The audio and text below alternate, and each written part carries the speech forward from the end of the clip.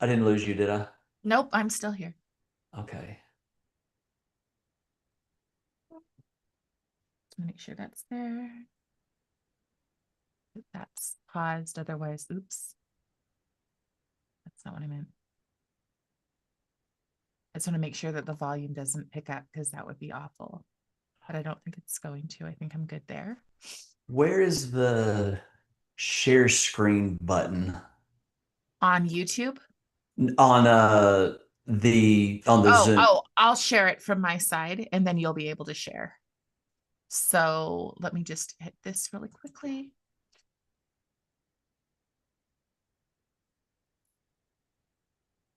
Um, sorry.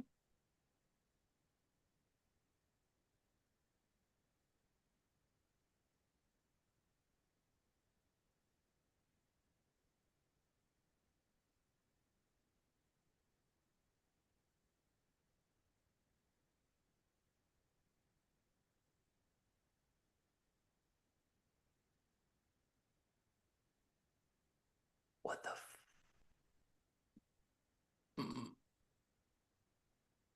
Okay. Okay, God So now dog. it's on my YouTube and it's on Facebook and we're good to go. Here we go. All right. Hello, friends. Thank you so much for coming back and meeting with me and Jason for this next second part of our interview. Jason has experienced some pushback, and actually, after listening to it, I can understand some argument, and then some things I'm not really in favor of. And I think it's really important that we have a discussion. And I think that the very basic part of the discussion is that some things are here. I'm going to share just a tiny story with you about what happened to me this week. And that is Juneteenth just happened. And a lot of people don't like Juneteenth. A lot of people love it. And a lot of people want it completely gone. And the fact is, like many other things in society, things happen that there's not much that we can do about. And Juneteenth is a national holiday, whether we like it or not. Um, and I'm trying to kind of leave my opinion out of it, except for the fact that I saw a lot of the socialist fist. And so the socialist fist was one thing that I could look at and say, you know what? I'm sorry to move my microphone closer. Um, the socialist fist was the one thing that I could look at and say, this has nothing to do with Juneteenth. It's being used, it's being weaponized. And while that made some people angry, that's fine. But I suggested instead, what about sharing imagery?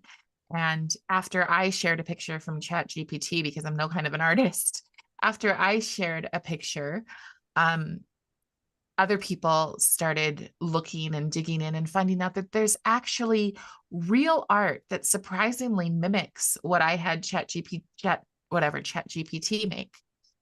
Um, and that is my thing with SEL. We have embedded it in. We have decades of people studying this stuff and accepting it and believing that there is no big deal. There's a huge deal with SEL and transformative SEL. A person who knows a lot about it, who's I was surprised, was Jason. And the reason that I was surprised is because he's known about it for longer than any of us have been talking about it, because he was a principal and he studied it. So dismissing him or dismissing his work, um, because it's not just getting rid of it, you have to ask yourself, is that even possible? Is it possible, or do we have to find alternatives because that is the way that we move the needle? And right now, what we're doing is we are pushing against that door. I'm so sorry to tell you, but we're not at a place of victory yet. All we are is at a place where maybe we can get a few people to listen enough to say, whoa, we definitely don't want what the heck that nonsense is. Mm. So let's talk about something else. So Jason, that's kind of where I'm coming from with it. Okay.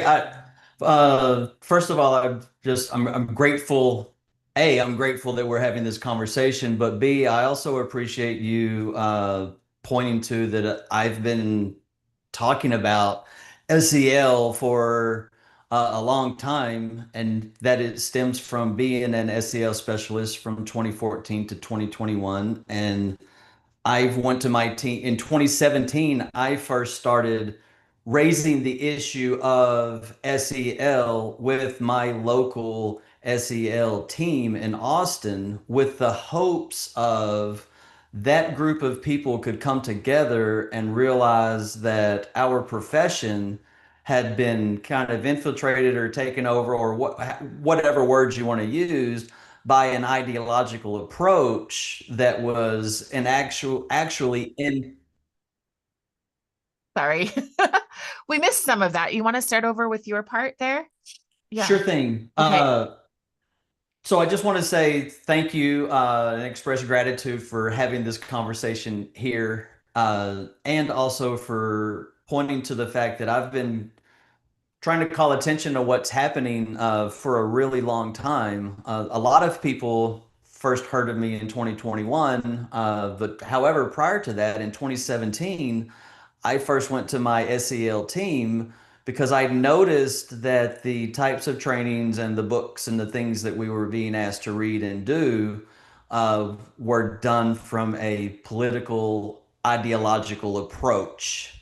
This kind of neo-Marxist or uh, what the thing that's now risen to the surface and people are acknowledging. I saw it in 2017, and my initial hopes were that my working group could say, "Oh yeah, this is totally a political approach that is impairing the neural circuitry linked to human social, emotional, and psychological well-being because it is." And the whole reason why I began speaking out, well, yes, I do love the American experiment. That is great and everything. But above that is I saw the ideological approach impairing human well-being and human relationships and causing chaos in the world and chaos in people's lives. So I thought that if my local school district in Austin, which is one of the largest school districts in Texas, had these conversations and we shifted our approach, then we could then influence what Castle was doing, and we could influence what everybody else was doing. And that was, I spent 2017 to 2021 trying to do that. And then ultimately, I was forced to either go along with the ideology and get a paycheck or not.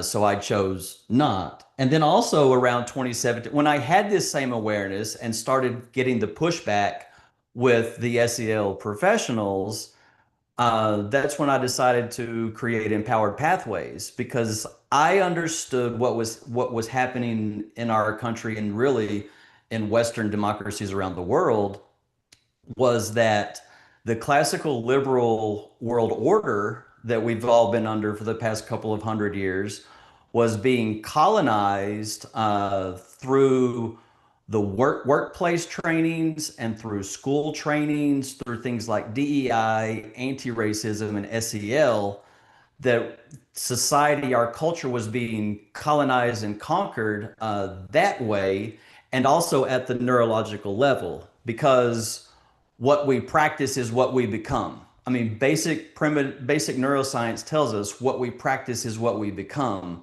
So I noticed that we were practicing all of these really awful things, treating each other as an other and judging people on their skin color and their gender and front loading all of this horrible thoughts about ourselves and about each other under the guise of compassion and empathy and humanity.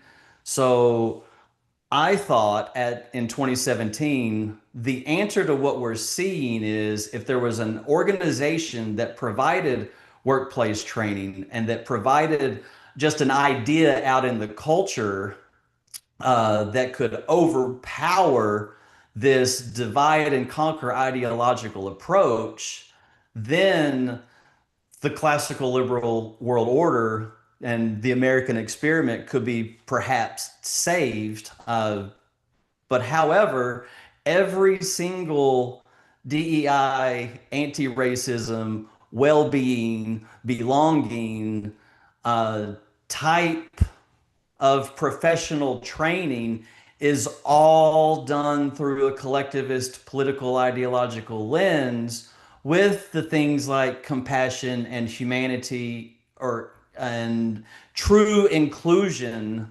as the guise for all of this stuff. So I thought that, one day most people will see through this and realize that we've been sold a bill of goods, but every principal, every superintendent, every CEO, every manager, they want their employees happy at work. They want them getting along at work. They probably care about them as people.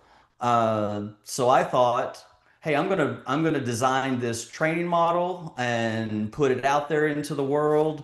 And where I've done it over the past several years is a school district in Maryland.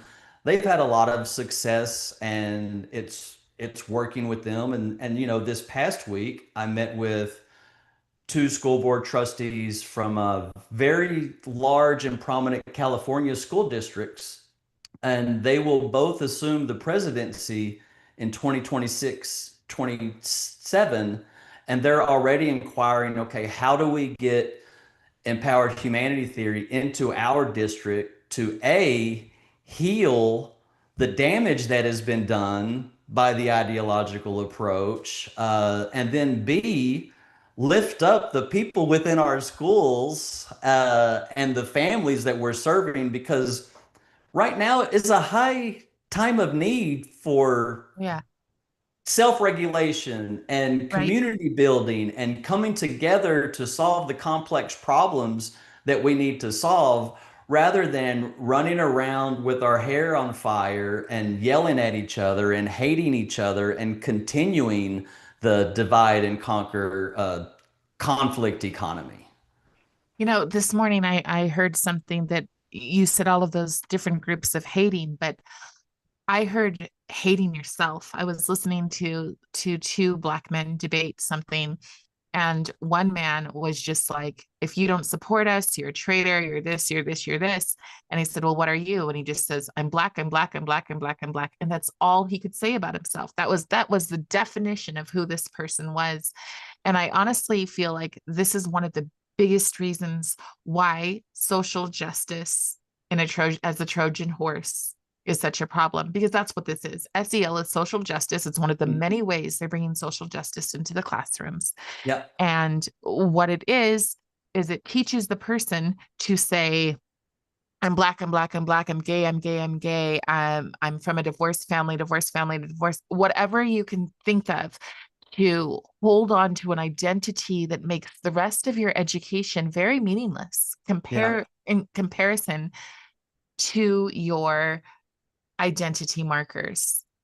That's Well, what it is, right? anytime we prioritize a part of ourself over our whole individual self, we start reinforcing the tribalism that we're susceptible to. We start reinforcing the groupthink. We start building psychological prejudice towards other groups because Yes. uh, above, I know SEL is kind of this label, and it is seen as this thing that's happening in schools, but my alarm system goes off because human beings are inherently and naturally social and emotional beings. Uh, Adults existing in the world that have never heard of SEL or taken SEL in their daily lives, they are social and emotionally driven creatures because that's how we are designed. And we are also designed in a way that we share 99.9% of the same DNA. Yes. And in that same DNA, I don't know, I'm going to pull this. And just because I think this is really important. I don't even know, is this backwards? No. Okay. Uh, So we do share 99.9%, regardless of our skin color, everything, all the people on earth, we share these same qualities. And then we're all prone to prejudice, aggression, cruelty, tribalism, fear, groupthink, deception, deceiving people, envy and jealousy, narcissism, egotism, moral disengagement to where we justify treating others awfully because we feel we are better than them, uh, authoritarianism, and exploitation. We are also capable and prone to love, love for our offspring, love for a romantic partner, compassion, empathy, curiosity, cooperation, altruism, hope, and even a sense of awe. But you notice that we're prone to a lot more awful behaviors than the highest level, because all of these things occur in our prefrontal cortex area of our brain, which is our most evolved area of our brain and is not responsible for our digestion or our immediate survival. All of this is for our immediate survival. And Yeah. the way that SEL and the world is organized today by prioritizing how you vote, what your skin color is, all of these different things is reinforcing the most primitive and evil and mind controlling and controlling behavior of our social emotional capacities. So Right. my alarm bell went off because I saw society is strengthening all of these awful qualities, not only within the adults now, but through things like SEL. We are naturally cultivating these qualities in children and in teachers, but it's under the guise and on the surface of compassion. So we school leaders and some parents and some teachers and people may think that they are doing good because they mean well in their heart and their mind, but the tools that they're using are dangerous. Right. And then the key is neuroplasticity. We become what we practice.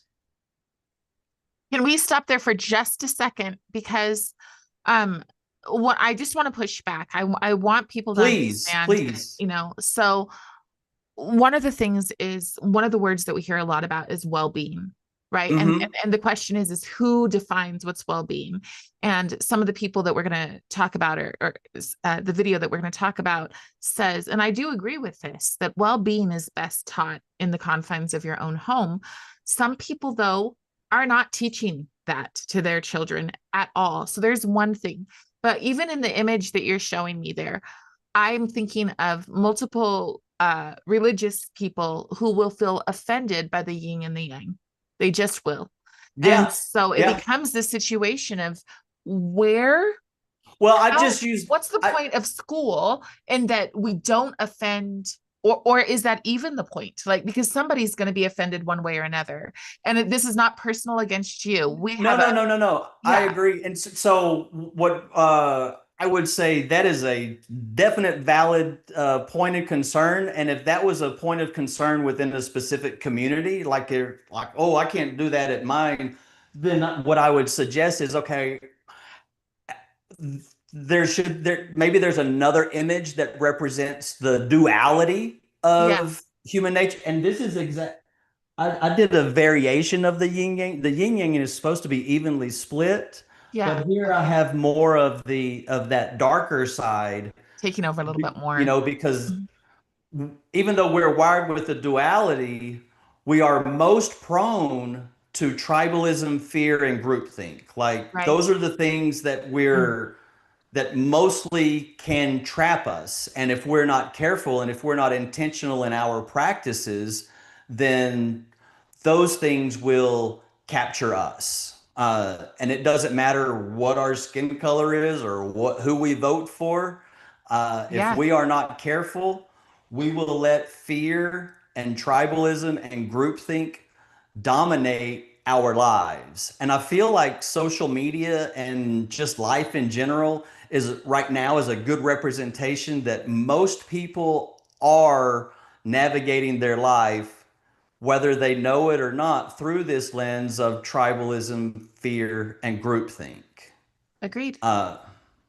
So then I see empowered humanity theory as a philosophical framework that can help us all break free from that, because first and foremost it's a framework for the individual, because life is really hard. It's it's a painful, it is a heartbreaking, it is a joyful, it is a time of serious downs and ups. So, first and foremost, empowered humanity theory is a framework for the individual. It's a framework I've been using for the past 7 years, and it just so happens to address the primitive things that the ideology is weaponizing. So that's why I'm like, yo, this is a, and supported by neuroscience scientists that understand what this ideology in our school and society is doing. And I think that that sometimes can be an issue. I mean, I think that that is one of the reasons why it's beneficial and why kind of the elite crowd is likely to listen, because the elite crowd likes to hear from experts. Even It, though personally I believe that parents are the experts in their children's education most of the time, as long as mm-hmm. they're taking an active role. Um, but the expert class is actually where I get really concerned, you know? Oh, yeah, because is the expert class of the experts of social and emotional learning, even Castle themselves kicked me out and excommunicated me because I pointed out that the basic ways that society is organizing and SEL is being taught is strengthening the most malevolent social and emotional capacities of humankind right now. Right. So the expert class it should, hopefully there, nobody believes in the expert class anymore. But one of the things I want to touch on is the point that you made about well-being and through whose lens is well-being being taught. So that's one of the other words and important things that's been kind of hijacked is well-being. Mm-hmm. And when I talk about well-being, I'm talking about it. What are the neuroscience practices and the neurobiology practices that strengthen the neural pathways linked to our psychological well-being? So my lens and what I'm saying empowered humanity theory strengthens well-being is because of the pathways of practice and the attitudes.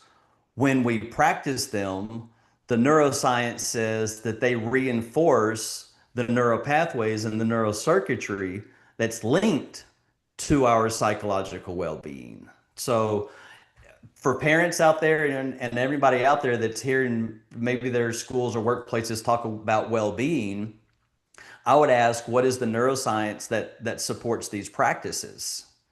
Would be a really good question for people. And Yeah. if they do, hear well-being, that maybe that's a red flag to say, okay, let me look at the practices and the things that are coming out of this well-being. Is it being taught through that collectivist lens, or is it actually talking about each and every individual? Because if it's talking about the collectivist, well-being that's taught through a collectivist lens is not well-being, because the collectivist lens, what the neuroscience says is that it is impairing the psychological pathways of well-being. And I think that when we look at some of the extreme videos on social media, the people that have gotten really good at the ideological practices or really good at identifying as a particular political affiliation, we can see that their behaviors look like someone that is consumed by fear, tribalism and groupthink. So that's just an example of, y'all, we have to really do something right now. Right. Well, and I think one of the words that people need to hear, because well-being is a word that oftentimes people go, well, of course, who wouldn't want that for their children, is competencies. When you hear competency tied in with well-being, then we are talking about their competencies towards social justice, their competencies, quite frankly, towards globalism. That's the goal here is to create a global society that does not disagree. Yep. How do we get there? And do we want to get there? Is the other question. Do you want to get to the point where we don't agree or where we don't disagree with countries that we would never want to visit? Hmm. Because that's what happens in globalism. Okay. Do you want to share your screen? Do you want to go there yet? Or do you have Yeah, another? let's go ahead. Let's go Okay. ahead and or do we want to kind of set up what we're going to be what we're Yeah. talking about before I share it? Yeah, sure. Okay, I'll open it up so that you can do that. I'll just say multiple participants. You should be able to share anytime you're ready. Okay, so if you look through my former videos, I have a video with Alvin Louie, and it's actually one of my favorite videos. We discuss everything you need to know in K-12 education. It's extremely respectful, and I just think he hits hard, but he hits hard for my audience in this particular video. Now, when I first saw Jason's stuff, I definitely thought, why do we need another SEL? However, I have been in this game. I know a lot of legislators. I know a lot of school board representatives. And the fact is that we're intertwined. We've taken certain money, we've done certain things that say you have to have something here. And there's no getting out of that. The best way to get out of it is probably to say my kids aren't going to partake in it. But as school districts, there is no getting out of it. Now, Jason, I have a question for you because I worked for a fantastic school that has its own program called the Builders Program. So little kids as early as 5 years old are learning how to give three shakes and a smile as a greeting, right? And they're polite. They all have jobs that they do. They're respectful. If they need a conversation, they're looking in each other's eyes. They talk about it first. They bring it to a teacher if it can't be dealt with, and to me, that's SEL. That's Hmm. that's the as far as it needs to go in a school setting. Why do you feel it needs to go further than that? Or do you? Um, I'm not sure if it needs to go further than that. Let me explain this a particular day in the life of an SEL specialist one day. Okay. And so my whole education, my 25 education year experience is primarily through a high school and maybe even middle school lens. So I just want to show Sure. you, Yes. this is what I'm kind of thinking. One day I was at a middle school, and have you ever noticed that maybe some middle schoolers are emotional? I teach middle schoolers. You know how they're a little. So Right. that's because their brain is at a highly active stage of rapid change, discarding old stuff, learning new stuff, and all of this. And teenagers are naturally navigating life with their amygdala activated, which is that fear sensor. So teenagers naturally see things as threats in the world that may not necessarily be, which that's something that would explain, oh, that's why there's so many fights in high schools and all of these things. So I think that is good information for a middle school kid to know and a high school kid to know. Also, so there was one particular day I was going around to my middle schools, and this happened 3 times. I encountered a student in a crisis situation. They were in a hallway. crying, panic, kind of really under duress. So Right. I walked up to them. I said, I know you don't know who I am, and this may seem kind of weird to you, but if you can figure out how to just hold your hands out right now and touch your pinky, do this, and then now breathe in when you do it, and So now exhale self-regulation. when you do it. Hmm. And then you can even add peace begins with me. So just teaching them how to self regulate. Hmm.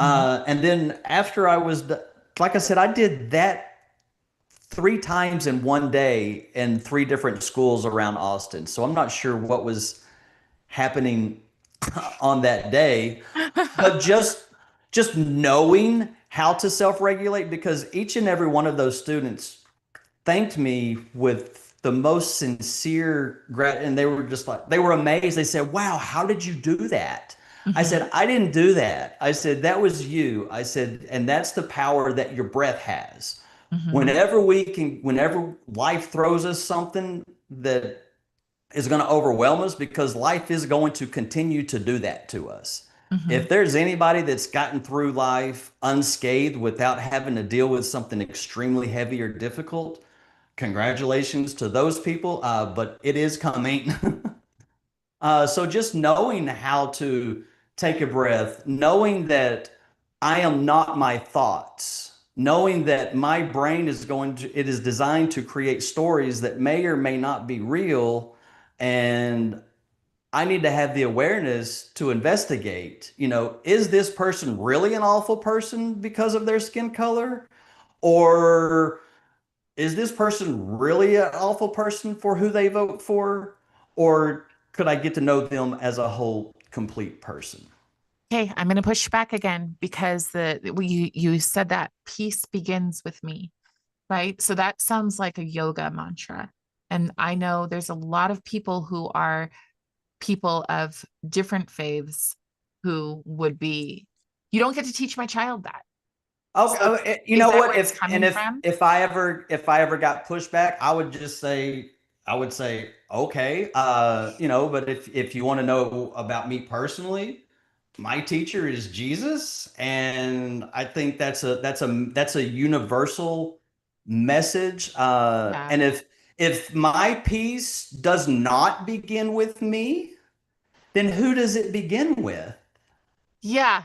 You Yeah. know I what mean, I mean? That would be I a was trying to figure out how could you say it in the most neutral way because I really do think this way, right? Like one of the things that on this video they talk about the Institute for Liberal Values. And I've been to their conference. In fact, I think that's where I met you. I've been to their conference. And what I think was wonderful is that it was a highlighting of the best ideas because there were so many different ones and we could have different ideas, different perspectives and still be able to get along. For as for me, I sat with Muslims and Hindus and a bunch of people, and we were out in the lobby for like 4 hours, just having great conversations and really enjoying each other's company. And it did not matter that I'm coming from my perspective and they're coming from their different perspectives. It was cool to hear about their culture, their children, and right. I their mean, beautiful if clothes. if the goal is for us to have a free society to where people can practice their religion and love who they want to love, I guess, and do things that, I may not agree with the things that you're doing in your home, Right. but if outside of your home, if we're working to preserve the American experiment, or just the whole notion of personal sovereignty and individual autonomy, we've got to figure out how are we going to get along with each other whenever we cross paths. Right. Because whenever we cross paths, we're probably not going to hang out much, or maybe we will, but the limited contact that we come into each other, how can we not do each other harm so that we can each go on spending our limited time on this planet as happily as we can possibly be. Right. Well, and I think it comes down to there's a place where you teach basic dignity without an agenda, just a basic, you matter because you're a human being. And That's, that's what empowered humanity theory is. That's the one of the yeah. whole, like, it's not, you are not giving special privileges in this world because of what color your skin may be, or what reproductive organs you may have, or who you prefer to have romantic partners with. No, you are granted that just because you are existing on this planet as a human being, and we should all grant that to each other. Now, Carrie, whenever we, in my mind, whenever I practice that and think that, I am building up the psychological capacities that prevent me from hurting people. Okay. So if we practiced in our schools finding commonalities with each other, Yeah. then what we are doing in those children's heads is that we are building psychological capacities and psychological structures that are going to prevent them from doing harm to each other. And if I'm managing a school or a school system, I would like the people that are working together. I think it would be kind of interesting if they were building structures in their brain that prevented them from doing harm to each other. And Uh, sadly, that's where we're at. So we have been taught to divide, and it went yes. very quickly. Very, Yep. I mean, it feels like, for me, it feels like 5 years that Yep. it went so quickly. You're either on my side or you're not on my side, right? And That's I that saw a tribalism and t-shirt the other groupthink. day that said mostly peaceful. And I think that that's what we need. That is something we now have to train ourselves. Whatever work was done to turn us into mostly peaceful people for a couple of generations, or maybe just, yeah, actually, when I think about the people protesting, it's probably one generation, the people my age who are like not really into this craziness. But at the same time, it is my age of people that are out there protesting. So, but we have been taught to reduce each other to find the thing that we don't like about a person and to harp on that. Yep. And so, because of that, unfortunately, these things that we would normally call common sense, what do they say? Common sense isn't really that common anymore. Yeah. And so, and Carrie, that even happens, and the video that we'll watch is an example of that. That even happens to people that are quote unquote on the same side. Right. Uh, it's not just people that are, oh, we oppose each other. No, it's people on the same side that are fighting for the exact same thing. Uh, can become so consumed by fear, tribalism, and groupthink that their brains become locked in that amygdala area, and they don't have access to the prefrontal cortex, and that's what we need in order to problem solve right now. We are not going to problem solve with the fear center of our brain. It just can't. Right. We problem solve with the executive functioning, where the moral reasoning, the compassion. That's what we use to problem solve. And as long as we are in that divided state, we're not problem solving. Really, at the end of the day, we either are just profiting off of conflict, Right. which is profiting off of furthering the division. And Well, that's and something that we need to step away from.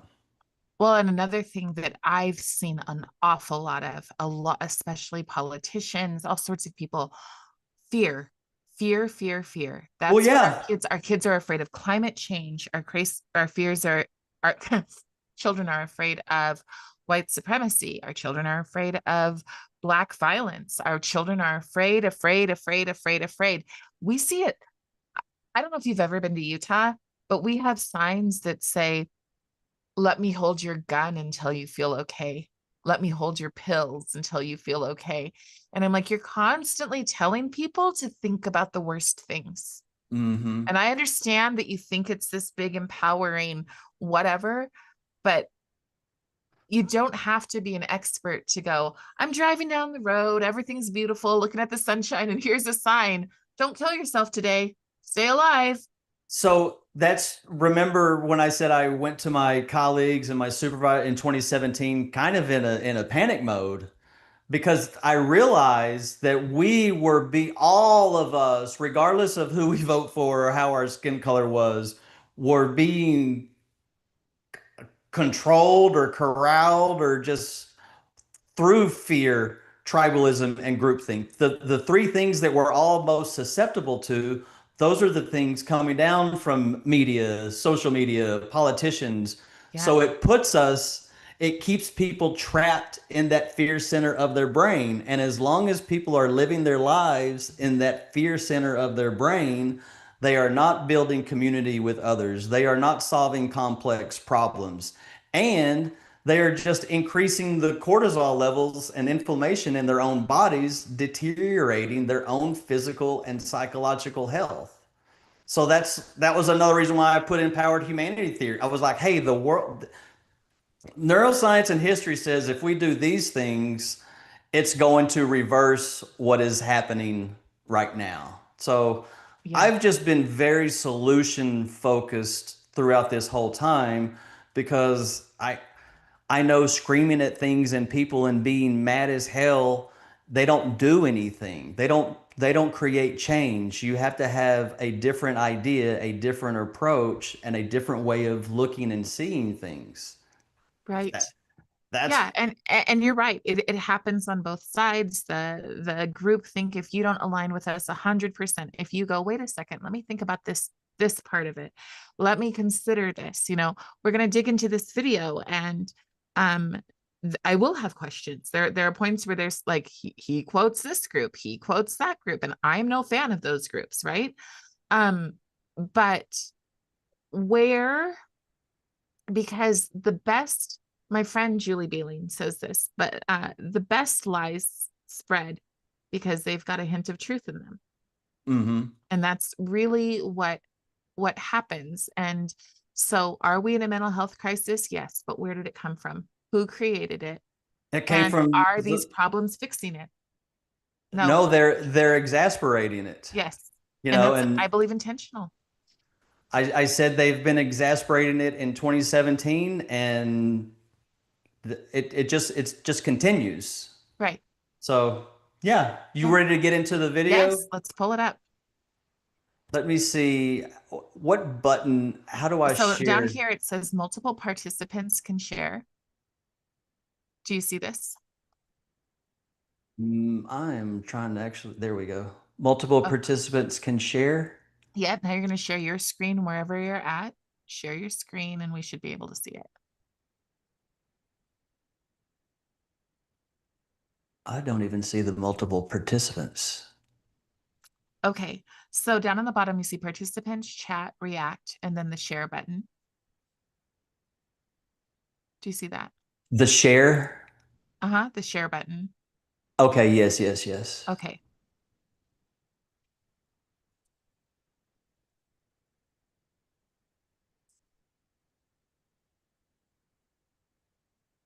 Oh, wow. Okay.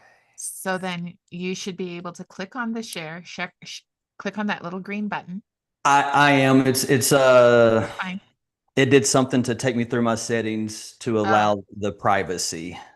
oh, okay. That's fine. Um, So yeah, I'm just trying to figure out where to spend the time while we're waiting for this. You guys, technical difficulties happen. We are all just parents trying to, save our kids and save their futures. That's the goal here. If you wouldn't mind, I would greatly appreciate it if you would take a moment to subscribe, like, follow. All of the discussions that I have are we try to go really deep into the subject, but in a way that's relatable for parents, grandparents, teachers, principals, school board members, senators, okay, we are there. So please hit that like, subscribe, share it with a friend, and we will go into Courage is a Habit. Now, before we go, I want to repeat again. I have interviewed Alvin. It's one of my favorite interviews. I think that he is a good person doing good work. I do understand that his style will turn a lot of people off. Yay, a new subscriber. Um, I do understand that uh, there's a lot of people. I live in a place, I live in Utah where there's literally contention is the worst thing that you could possibly have. No matter what's happening, you definitely don't speak up. You definitely don't cause contention. I don't know how well Alvin would do here because he's extremely straightforward and he is opinionated. So let's go into where Well, he starts to talk about you. and I just want to I guess say before we go into it, because the tone that they are going to demonstrate, I'm not here to be mad at Alvin or Jen or to call them names or anything like that. In fact, I did try to have this conversation with them because I thought they brought up some good questions that needed to be discussed. I feel like we need to move the needle in our culture and in what we're doing. And they didn't want to have this conversation, and I thought it was so worthy that it happened. We're having it because I wasn't going to just open up a camera and talk into a screen and be mad at Alvin and continue name calling and in the conflict economy. I wanted to use this time as a time for reflection on the now and the goals that we have, and to reevaluate our tools that we're using and the approach, and maybe build some alliances, do more bridge building than dividing, because we do have to build bridges at this point. And really, this is even an olive branch extension to Alvin and Jen. Still would love to visit with them one day, but Yeah, here we go, I guess. sure. Okay.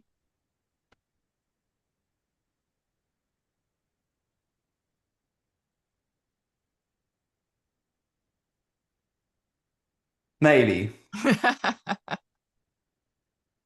Maybe, huh?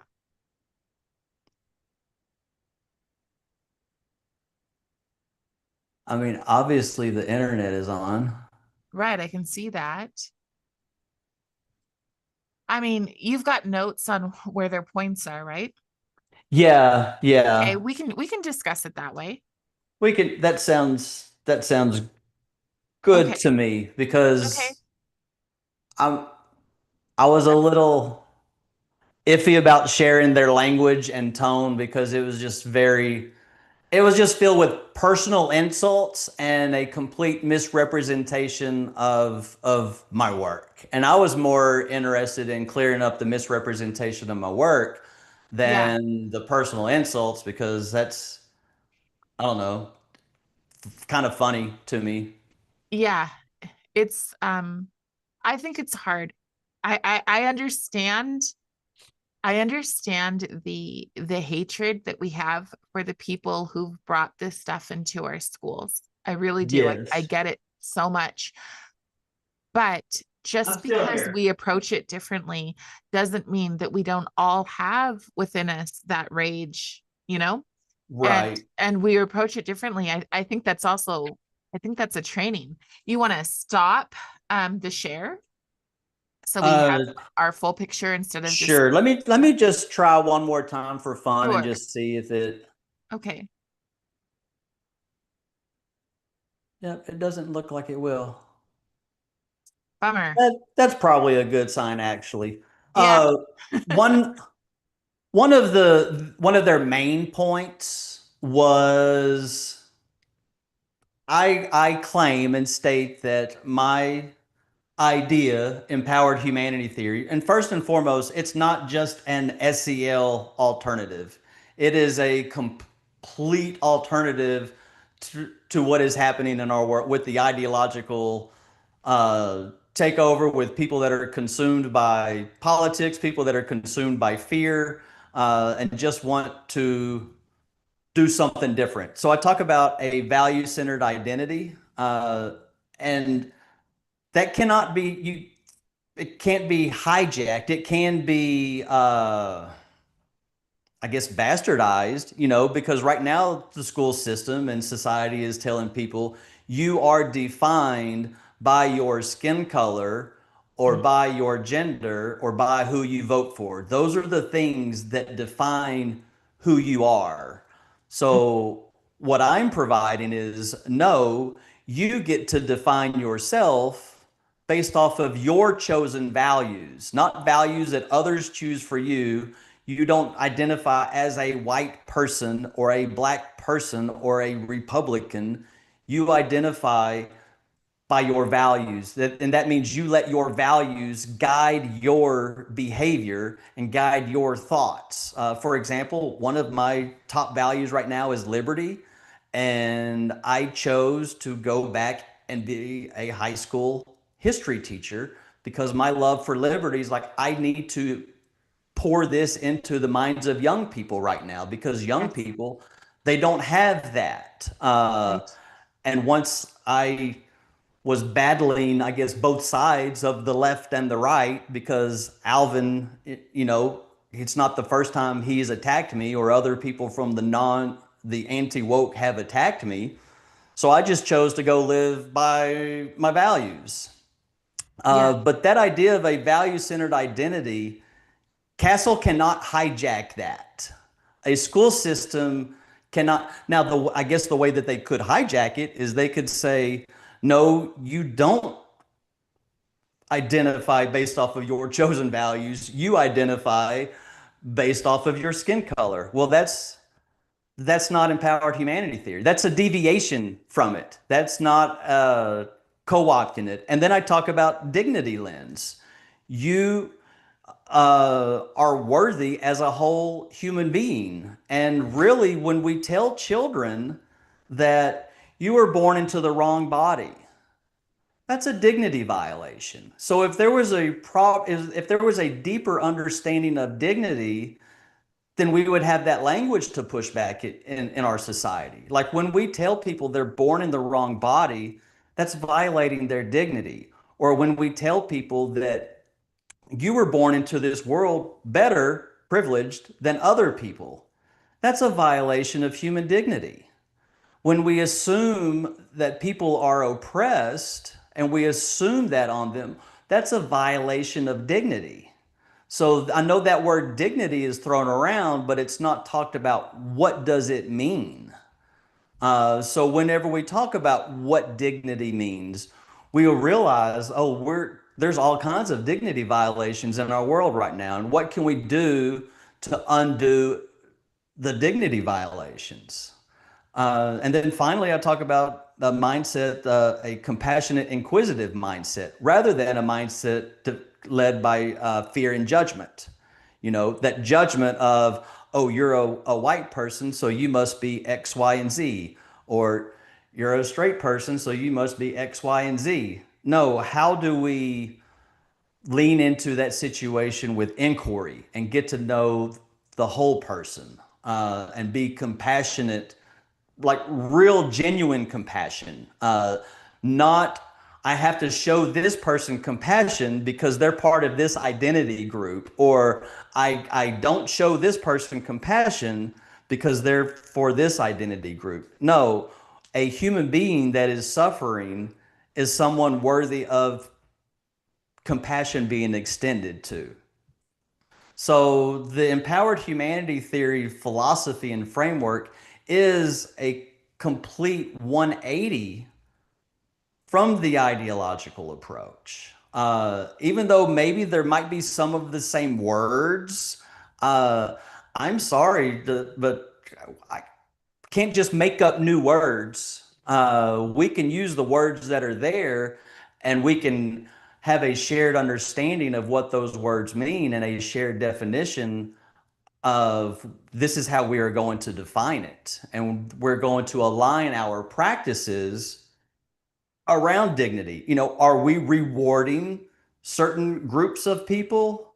Are we punishing certain groups of people? The answer to both those questions is yes, yes, we are. A way that we can not do that anymore is to adopt this idea of a dignity lens. So I just really wanted to show how empowered humanity theory, it cannot be hijacked. It can be deviated from. And if you can imagine a school system that the school board and people have that deep understanding of, yes, it is a violation of a child's dignity for telling them that you're born into the wrong body. And that we are actually telling children this for a political philosophy that is aligned with removing personal sovereignty and individual liberty and national sovereignty. So there's so many different layers to this. We just really have to do something different. And that's what I was trying to do with empowered humanity theory. But what I noticed is that the anti SEL has such a negative connotation with what SEL is, that they're more interested in screaming at the problem rather than, okay, how do we provide real-time solutions to our school leaders and to our families right now that have children and adults in our school systems that are being shaped by this ideology? What do we do? Sorry, I am listening. I was just trying to cut all of that down That's okay. eventually.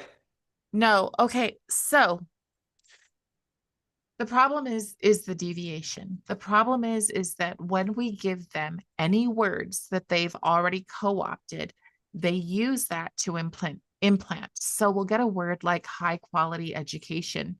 High quality education today, especially if you see it in preschool, it means gender closets. We never think of anything like that. Yeah. So when we come with solutions, we have to come with solutions of words that have not yet been hijacked. And then, as you said, properly define them in such fine constraints that there is no, take woman. A woman is an adult human female, right? Like that's it. That's all there is to it. And you have to be so finite because we're dealing with a cultural revolution. We are dealing with, and it's different than that violence of coming into your house, taking your stuff, breaking all of your four old things, right? It's different than that. And instead, it is ideologically taking over. They just take and smash and smash and smash.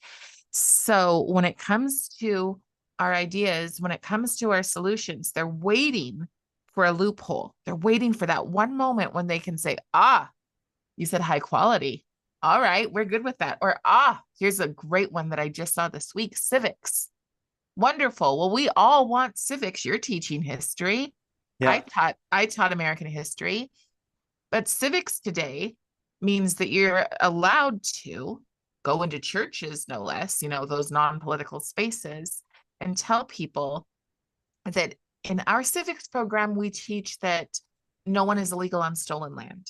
We teach that open borders, Yeah. another So one, that's an building example bridges. of, so that's how the ideology has become kind of the foundation for Yes, everything. And, yes, if I know you're a gardener, so if you want to tend you have to pull things up by the weeds yes. and you have to plant new seeds. And you So have to. And I since, understand that people don't like that. People are yes, like, I just want it gone. since Just like my I story at the know, beginning with but Juneteenth, right? But You see, that's can't. the anti-racist that I used to work. They just wanted racism gone, Right. and we all want all of the bad things that we But don't they like define gone. racism different. They define racism as only white people can Oh, be it, I right? know. Believe me, I years of the trainings, but Right. the ultimate that they want racism. Most people want racism gone. Right. But the Good point luck. is, yelling at it and being mad at it isn't going to make it go. The thing that makes it go away is action in a different direction. Right. So since the Ah, good. ideology is the foundation for basically so many of our institutions and cultural practices.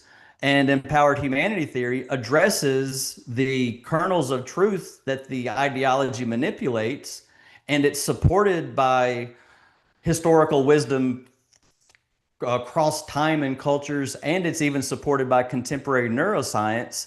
I feel like it is a suitable foundational framework for all of our institutions and even our culture at large. And it's not just something that's done through social and emotional learning.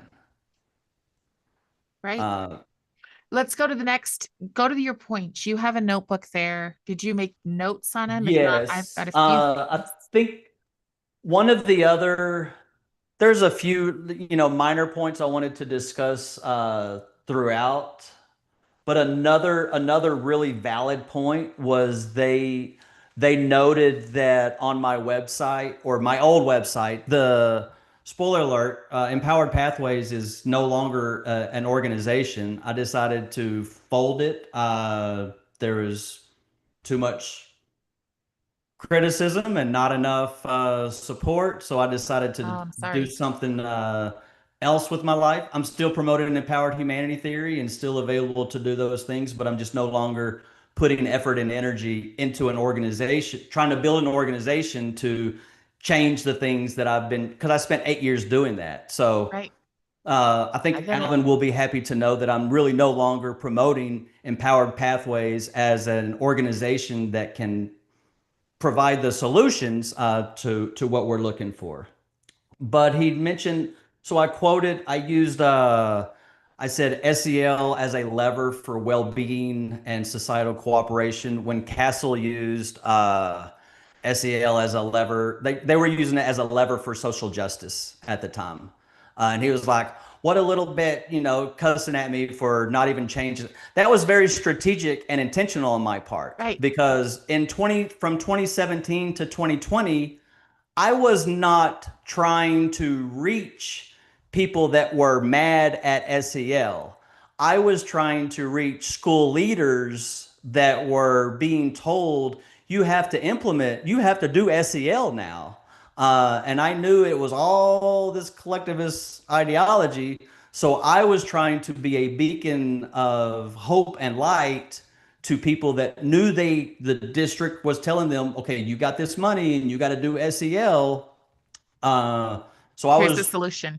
Hmm. I was trying to provide that. So of course I am going to use some of the language that the industry uses, and I also quoted and used an article from the Aspen Institute, who is a globalist organization, and that was a Tactic as very well. powerful research published tool that all the leaders in the industry read. However, there are things in that report that I can point to as this is where you're being hypocritical. And when you actually apply this, it actually impairs the social emotional well being of Yeah. children. And I pointed those things out to my colleagues. I pointed out the things in the Aspen Institute. Uh, and then I guess something else that I wanted to address was and this is really not about empowered humanity theory, but Can just you hold that me. for just a second? Because Sure. I want to tell you kind of a funny story. We had a group here called the school district had a group called Access, and I can't even tell you what it stands for, but it was like we're collecting minorities to give us their opinions on what's going on in our schools. And I promise you, the letter that I wrote was the most wokeified letter you could possibly imagine. Because of my lived experience, I stand from this, and I've been through these trauma things, and I'm trauma impacted because of these reasons. And immediately they're like, please come in, please come in, please come in. But somebody knew where I stood. And the thing is, I didn't lie a single time. Right. I just used their language. Mm-hmm. And I tell people all the time, use their language. because there's a lot of people who, I mean, they've been sitting in these classes, they've been sitting in these trainings. We Yeah. have a list of all of the teacher trainings, for summer, your continued learning, continued Hmm. education. And no, there's a lot of them that I was like, oh, well, that's a red flag. That's a red flag. That's, like debatable math. That's, Yeah. like those kind of things, right? And so you have to, and I'm actually sad that you weren't able to have that conversation, because that's a fact. That's a tactic that we use. We have to play by their rules. People who are like, oh, we're above that, then we're going to lose, because one side wants Right. to be left alone and one side wants to win. Yeah, and there's a whole lot of people in most people are just want to live their lives, and they in their hearts they want the American experiment to continue, and in their hearts they want freedom and liberty for people. But that spirit uh, is really no longer welcome in polite society, unfortunately. And Yeah. I've been just trying to reach those, I guess, the rational those rational people to say, hey, there's some things happening, and if we don't address it now, it's just going to continue to get worse and worse and Mhm. worse. And the reason why it's getting worse and worse and worse is because more people are being consumed and trapped by fear, tribalism, and groupthink. Yes. And neuroplasticity shows that we become what we practice. And every single waking moment, we are practicing a ton of different thoughts, feelings, and behaviors. And the ones that we practice are the ones that we get really good at. And since the easiest ones to quote unquote practice are the ones that lead to prejudice and moral disengagement and all of these things, that's why really the key to well-being is what are your intentional practices. And I've provided a compass, an anchor that says if you do X, Y, and Z right here, you're going to have positive results.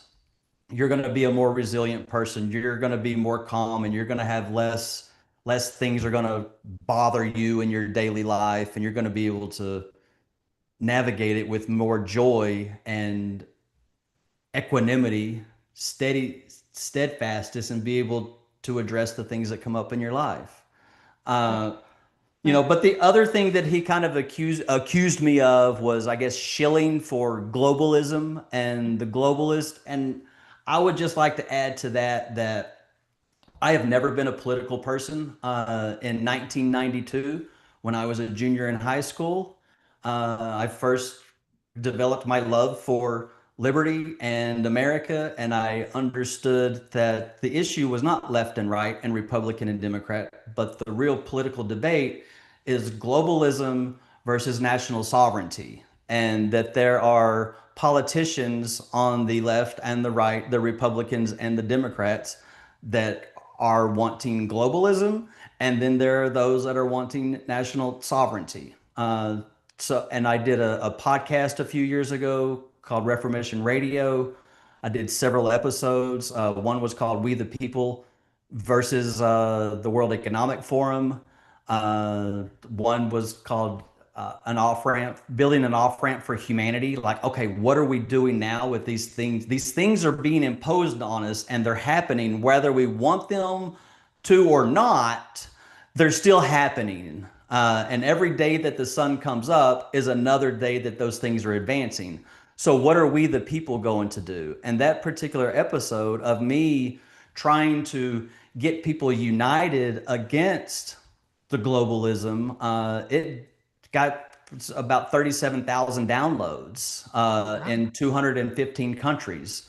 So my Wow. position about sovereignty or globalism is very well documented, and I've had these feelings for over 30 years. Wow. So I am not, and in fact, one of the reasons why I promote empowered humanity theory, I was like, the only way that we, the people, will be able to reverse this is if we unite and come together through the culture, through the grassroots, through our communities, through our homes, that's the only way that we're going to preserve this. Uh, it's not going to be a politician or a celebrity or a news person giving us some magic bean to stop this. It's up to us to do something. And I'm just trying to provide a philosophical framework that could get us where most of us say we want to go. Yeah, I that is such a deep conversation for people who are ready to listen to it, you know? Yeah, That's the whole problem is that yeah, like I try to keep things at that level.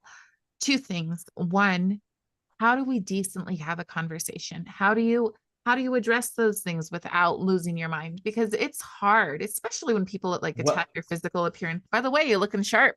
But right. but especially when people get down into the petty. And like I said, I get it. There are people that I cannot stand in this world, believe it or not. And but I've met them. There's the one thing. Hmm. I've actually met them in person, so I know who they are. But but is it effective? Because that is the issue. Is just going after people and just saying the worst things and ruining them, crushing 8 years of work that should have been on the same side. Is Yeah, is that effective? Because you've gotten one less voice out there, right? I mean, yeah. I mean, and and so now, I was hoping for the past several years, I was hoping to serve better as a resource to school leaders and to communities. yeah. Those two high profile districts in California, they asked me, said, can you help explain how this ideology is impairing us? And I said, absolutely. I would be more than glad to have those conversations with whoever I can. Uh, So because don't give up on them. I mean, oh all you no, have to I'm do not is, going right? to give You've up. got a I'm beautiful just studio behind you. Just pick up and start talking to the camera and, don't get discouraged when one person watches. Well, no, it's I just closed that chapter. Another Yeah. chapter is I'm looking forward to opening it up, doing something Oh, different. good. But I Good. talk about well-being, and I apply that to my own good, own self. I found myself not getting anywhere and being hated by both sides, and I realized, hey, Jason, you're only on this earth for a short time. Yep. Enjoy your time, take care of your family, have fun, love as much as you can, and just try to do try to do what you can. So that's what I'm doing. I love that. And those that oh another I just want to talk about anger, because I see Alvin and Jen, I see the anger, and I see anger everywhere. Anger is a lovely emotion and a very beneficial emotion if we know how to use it. It's it's channeling that, knowing like, okay, what is this anger? What is there a call of action? What can I do Hmm. with this fuel? And Hmm. how I channeled my anger during this whole process was I spent about a year rewriting my book. Okay, thinking like, okay, how can I re-explain this or explain this in a way that will make sense to so many people? So anger is something valid, and there's so many people out there that are just angry right now. So the people that are angry and that they see the problems, I would ask them and challenge them to examine their tool set and examine their approach. What are they doing in their hearts and in their minds to build the future that they want to build? Yeah. Who are we being violently aggressive against, and is our behavior uh, harming what we are trying to do? People need to kind of check their own selves right now as well and figure out, okay, what do I want to do with my limited time on this planet? Do I just want to spend it being angry and hating and furthering the divide? Or am I going to try to find joy in my heart and my family and bring people together for the sake of human liberty? So you said it's fear, tribalism, and one more thing. What was the other? Groupthink. Groupthink. Or, Exactly. Okay, so let's just look at that. I just want to look at the idea of fear. No one who is fearful is going to go and lean into the angry people. At least not in the culture that I'm in, okay? If no. if if people are fearful and angry and in your face, people are going to go, "Nope, I don't need any of that." So the Well, only way that they do is if you're calm, cool, and collected and you provide solutions. mhm. Even if even if the reality is you're standing in your shower with the tears rolling down your face going, "Oh my gosh, why can't I, reach who I want to reach?" When you go out there and present, maybe one time or two times or 10 times people are going to be like, "Wow, you're so awesome. You're so cool with your anger and your rage," right? But long standing people need community, and people Yep. don't want a community that is full of toxicity. They Well, just right don't. now, communities are now being built around hate. Like, Right, what group of people or what things do we hate? right. Whenever we start building community around, okay, what is a cause that we are for? What is Mhm. something good we are trying to do? When we can begin rebuilding community around those ideas, then things will shift for us.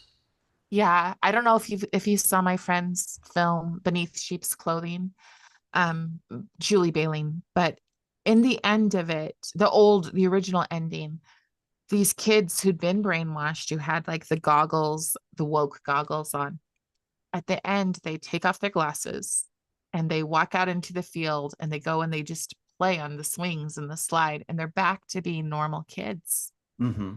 And I mean, it's so simple. That's what we want. Yeah, We want to just take this cancer and gut it.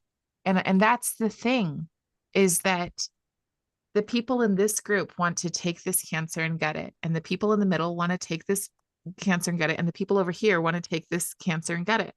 All of us want to do that, but we all seem to disagree on the way to do it. But I yeah, know the one thing that it's not is to attack each other. yeah, It's much better to say, "Hey, I don't understand this thing." I mean, there's yeah. definitely people that I'm like, you look like you're smoking a little bit of ganja there, right? And so there's different people who have different viewpoints, and I don't necessarily my viewpoint. And there are people who are like, "Harry, you just want to move the needle. We don't move the needle. We don't shake hands with Satan, whatever."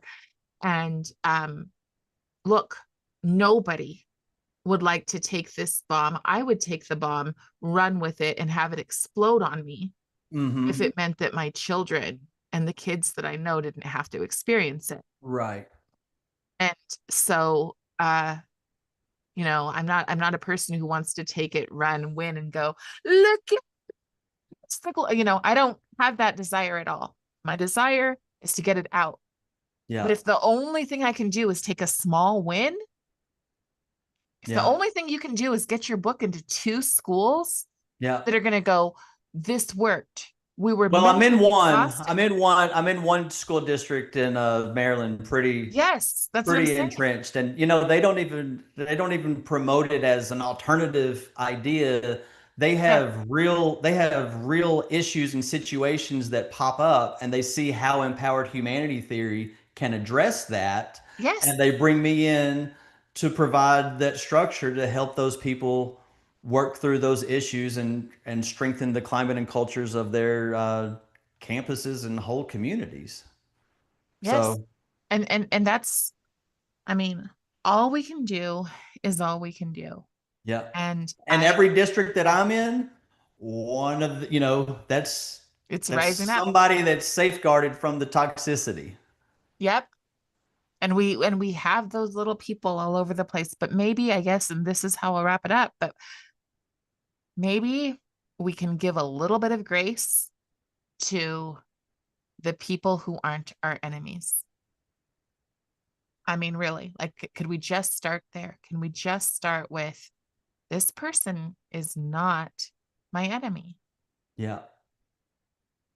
That's a that would be a good start for sure. Jason, I once again really appreciated it. Thank you so much, Carrie. I'm Thank you. grateful. Looking forward to just continue working Yeah. with you and talking with you and supporting you and trying to turn this ship around. Yep. And good luck with everything that you're doing. Reach out anytime. Right Bye on. bye. Thank you so much. Thank you. Bye bye. I don't